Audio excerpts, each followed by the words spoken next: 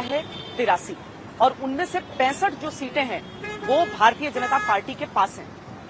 इन सीटों की संख्या को बरकरार रखना और इन्हें बढ़ाने की चुनौती स्वीकार करना एक बहुत बड़ा टास्क होगा और इसीलिए लोकसभा चुनावों से पहले अगर इन विधानसभा चुनावों को इतने ध्यान से देखा जा रहा है तो उसके पीछे ये कारण भी है। प्रधानमंत्री जी का गरीबों के मसीहा प्रधानमंत्री फुल वर्षा से स्वागत करते हुए जी का हमारे बीच हो चुका है। गरीबों को घर देने वाले प्रधानमंत्री नरेंद्र मोदी जी अपनी करो। माननीय मोदी जी का स्वागत, अभिनंदन, स्वागत है वही स्वागत है। मोदी जी हमारे बीच में पधार गए, हम सब गौरवान्वित हैं। मध्य प्रदेश में शिवराज नहीं, अभिनंदन है। राजस्थान में वसुंधरा नहीं, भारत माता की और छत्तीसगढ़ में रमन सिंह नहीं। मातारी की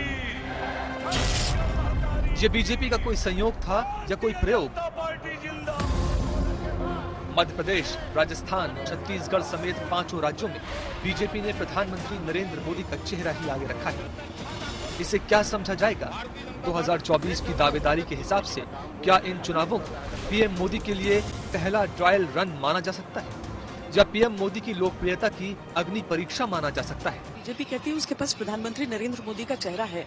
हाँ है, चेहरा तो हर जगह, चेहरा तो वो कर्नाटक में भी थे, चेहरा तो वो हिमाचल प्रदेश में भी थे, लेकिन हर स्टेट में लोग अलग अलग वोट डालते हैं। वो बात नहीं है जो 10 साल पहले थी। और देखिए 10 साल से बीजेपी दिल्ली में भी तो है ना, तो महंगाई का क्या हाल है, बेरोजगारी का क्या हाल है, हमारी अर्थव्यवस्था का क्या हाल है, तो एक थोड़ा बहुत लोगों के अंदर एक थकान भी आती है। 10 साल से लगातार वो सरकार है, बहुमत वाली सरकार है। और राजस्थान में मुझे लग रहा है कि बीजेपी ने बहुत कोशिश करी बड़े नेताओं को लाने की, कि यहाँ के जो नेता थे उनसे पार पड़ नहीं रही थी किसी। आइए बताते हैं कि क्यों इस बार चुनावों में बीजेपी ने क्षेत्रीय नेताओं की जगह ब्रांड मोदी पर भरोसा किया। पीएम मोदी का चेहरा होने से बीजेपी सीधी लड़ाई में आ गई, क्षेत्रीय स्तर की गुटबाजी को विराम लगाया, कार्यकर्ताओं में नया जोश भरा और मध्य प्रदेश जैसे राज्य में एंटी इनकम्बेंसी की काट तलाशी। इस बार मोदी मैजिक पर भरोसे को समझने के लिए एक और वजह को जानना होगा।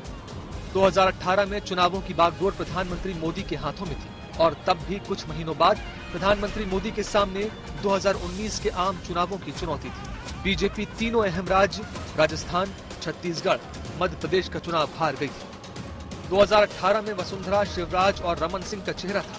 तीनों राज्यों में हार का ठीकरा क्षेत्रीय नेताओं पर टूटा। यह चुनाव मेरे नेतृत्व में लड़ा गया था, इसलिए इस हार की नैतिक जवाबदारी मैं स्वयं लेता हूं। स्पष्ट बहुमत न मिलने के कारण हम सरकार बनाने का दावा पेश नहीं करेंगे। मैं अपना इस्तीफा देने महामहिम राज्यपाल महोदया के पास जा रहा हूं। मैं कांग्रेस पार्टी को जीत की बधाई देना चाहती हूं। ये जनता का आदेश सर आंखों पे। बीजेपी इस बार पीएम मोदी के चेहरे के साथ उतरी है तो ये समझना मुश्किल नहीं कि राज्यों के चुनाव अगर सेमीफाइनल है तो बीजेपी उन्हें गंभीरता से जीतना चाहती है। विपक्ष को बढ़त का कोई मौका देना नहीं चाहती, इसीलिए सीधे प्रधानमंत्री मोदी को सामने रखा है। जिस तरह का माहौल इस बार पूरे मध्य प्रदेश में देख रहा हूं, साफ साफ नजर आ रहा है कि जनता जनार्दन की गारंटी है कि कमल खिलने वाला है। कमल खिलने। और मैं नजर देख रहा हूं, अच्छा, कांग्रेस इस चुनाव में कहीं टक्कर में ही नजर नहीं आ रही है। सही बात। इसलिए कांग्रेस मध्य प्रदेश में एक बहुत बड़ी शर्मनाक हार की तरफ बढ़ रही है।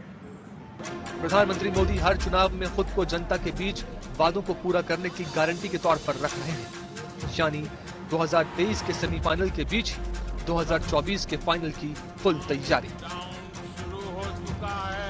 बीजेपी 2023 की शानदार विजय के साथ